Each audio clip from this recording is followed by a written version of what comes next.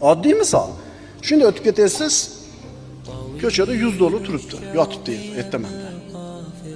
Qanday bo'ladi holingiz? Nima qilasiz birinchi ishingiz, bilasizmi? U yoqqa qaraysiz. Podstava olmasmi, u yoqqa qaraysiz. Xo'p, olmay o'tib ketdingiz. Faraz qiling, qiylanasizmi yo'qmi? Nazaringizda $100 ga qancha ishingiz bitardi? Svetni to'lab oladingiz. Tovuq yemalardingiz, qo'y yemalardingiz.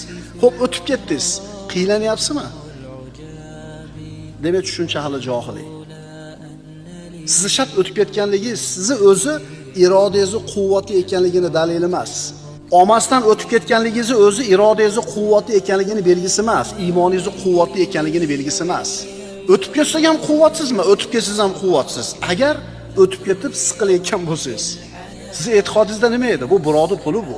Hozir yo'qotib qo'yib, qanaqa dili og'riyapti. O'tib ketib, olgandan ko'ra xursandroq bo'lib keta olasizmi? Alhamdulillah.